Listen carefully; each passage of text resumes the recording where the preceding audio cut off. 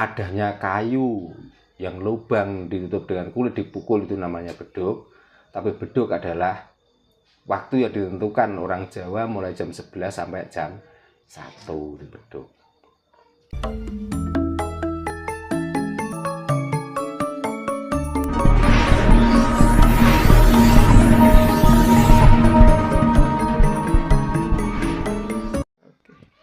Rahayu Mbah Darno. Iya, Rahayu. Kami sekarang sedang berada di rumah Mbah Darno gitu. Biasa paling kita itu selalu ingin menggali ilmu-ilmu atau ajaran apa saja yang berkaitan tentang Jawa itu sendiri, Mbah. Mungkin sekarang juga lagi ada tamu ya, Mbah, dari Pak dari mana? Oh, dari Purbalingga. Mungkin sebelum masuk ke pertanyaan gitu, Mbah. Ada beberapa poin yang ingin saya tanyakan gitu, termasuk tentang Jawa itu sendiri. Mungkin akan membahas yang ringan-ringan dulu gitu, Mbah. Pertama, kan saya itu pengen tahu umpama zaman dulu sebelum ada jam gitu kan, Mbah. Nah, orang Jawa sendiri itu untuk menentukan waktu itu bagaimana gitu, Mbah? Monggo. Yes, sebelumnya mengucapkan selamat petang ya, dan selamat datang untuk tamu kita yang dari Purbalingga, Pak Yusro ya. Salam Rahayu, Rahayu, Rahayu Sagung Dumadi, Rahayu Sagung Tumitah, Rahayu nggak benanggih. Rahayu. Ya, pertanyaan spesial tadi, sebelum ada ketentuan waktu yang secara nasional ya, bahwa sekarang itu jam sekian, dan pertanda untuk orang Jawa itu apa ya. Sebelum ada ketentuan waktu yang pada umumnya dipakai orang Nusantara yang menjadi dan diikuti se-Nusantara, orang Jawa untuk menentukan waktu ya sampai sekarang pun juga sama sebenarnya. Di saat matahari baru terbit, karena waktu itu belum ada jam ya, orang Jawa sudah menandai bahwa itu adalah waktu esok ya. Esok itu artinya di antara matahari terbit sampai diperkirakan kalau sekarang ini jam 8 lah ya. Menjelang jam 8 ke atas sampai jam 11, orang Jawa menandai itu waktu awan ya. Awan bukan berarti mendung, tapi awan itu adalah pertanda bahwa waktu itu sudah mulai masuk pada waktu agak panas. Setelah jam 11 sampai jam 1, orang Jawa menandai waktu itu adalah waktu beduk. Jadi beduk itu bukan berarti kayu yang bulat dilubangi lalu ditutup dengan kain, dengan kulit, bukan itu. Bahkan itu pun sebenarnya menganut dari ajaran orang Jawa, yaitu beduk ya. Karena itu yang saat itu dipukul, maka benda yang bulat dari kayu yang lubang yang ditutup dengan kulit itu tadi dinamai beduk juga. Karena waktu itu beduk itu tidak akan bunyi kalau tidak pas di tengah-tengah atau matahari di tengah-tengah bumi.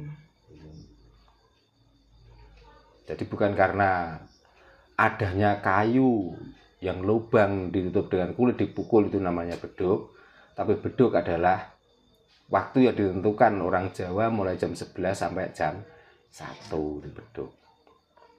Setelah itu antara jam 1 sampai jam 3, orang Jawa menandai waktu itu adalah waktu lingsir ya. Atau masih dalam lingsir ya. Nah, jam 3 sampai jam 4 atau sampai jam 5 dinamakan sore. Nah, setelah sore di antara jam 5 sampai jam 6 kalau hari ini dinamakan surup atau sande olo. Itulah tanda-tanda untuk menandai waktu pada waktu itu sebelum ada jam dan sebelum ada ketentuan yang nasional bagi orang Jawa. Nah, lalu Mbah, perihal waktu tersebut gitu kan, ya di situ kita bisa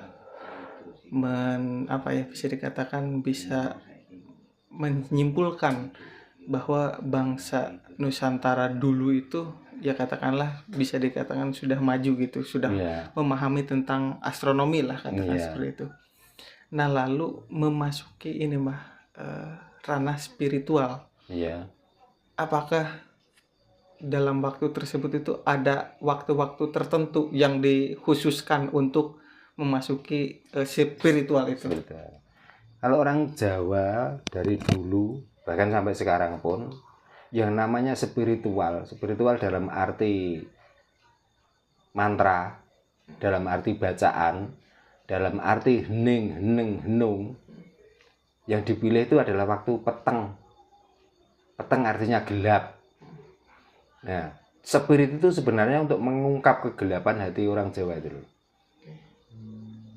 Jadi kegelapan apa ya? Kegelapan tentang hidup ini.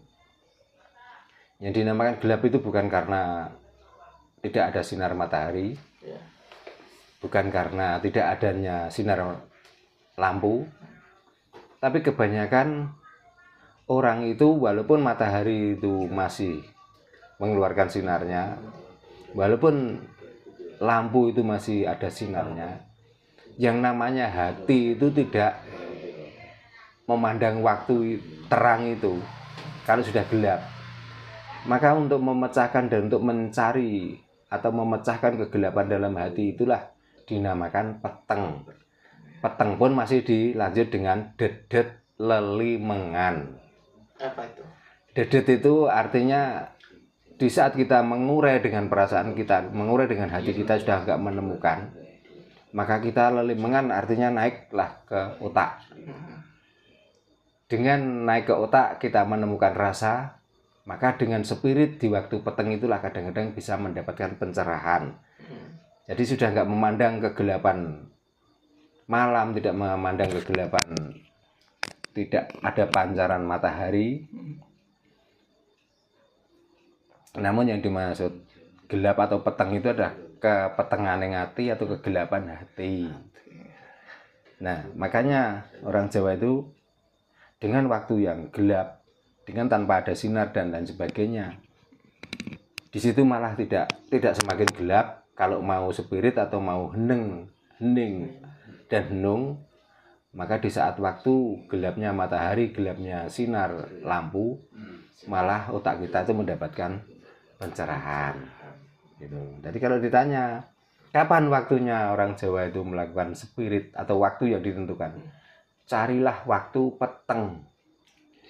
Karena di dalam petengnya dunia inilah kita itu kadang-kadang bisa menemukan kecerahan di dalam hati dan otak kita gitu. Lanjut lagi Mah. Ibarat kan umpama kita itu sudah menemukan waktunya gitu kan, yang Mbah maksud tadi ketika nyarilah waktu yang petang itu ya itu. Nah, sejatinya tujuan spiritual itu apa gitu Mbah? Apakah untuk menemukan atau mendapatkan pencerahan? Yang dimaksud itu pencerahan tentang pengetahuan kah? Pencerahan tentang ketuhanan kah? Atau tentang kebutuhan kah? Atau apa itu Mah? Yang dicari itu gini Sar. Karena belum tentu mata kita melek memandang itu bisa mengartikan dengan pandangan atau dengan kemelekan kita itu. Tapi hatilah yang banyak bisa menemukan pencerahan dalam dirinya, dalam hidupnya sendiri, tentang Tuhan, tentang masalah, tentang perjalanan hidup, tentang bertetangga, lebih-lebih tentang bernegara, tentang beragama, dan lain sebagainya. Masalahnya gini, banyak orang yang matanya melek, banyak orang yang bisa menikmati terangnya matahari dan terangnya lampu, tapi hatinya banyak yang gelap, hatinya banyak yang tertutup. Kadang-kadang melihat tentang perjalanan hidup ini, tentang ketuhanan, tentang yang lain sebagainya, itu sebatas pandangan mata atau kecohan dari mata itu. Nggak masuk rasa. Gitu. Jadi spirit tujuannya untuk mengolah rasa kita, supaya kita nggak selalu di dalam kegelapan, supaya kita itu nggak selalu peteng dedet lelimengan di dalam hati dan di dalam perjalanan hidup itu tadi. Gitu. Buktinya gini loh, Cal. Banyak orang yang menyampaikan tentang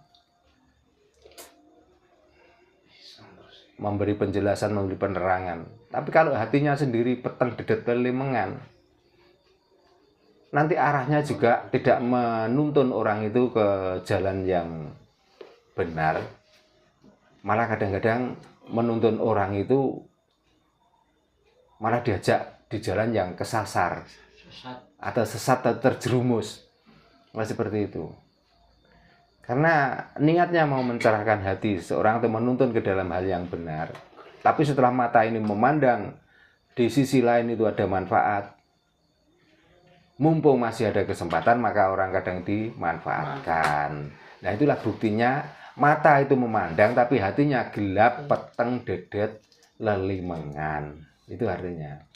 Makanya spirit itu adalah metode cara kita bagaimana untuk mencerahkan hati dan pikiran kita supaya selalu di dalam, kalau bahasa Jawa, ono padang dudu padang rahino, ono peteng dudu petenge wengi, ingkang hanger gemeng amung candraning nur cahya dan cahyaning nur sejati dari Tuhan atau dari Gusti.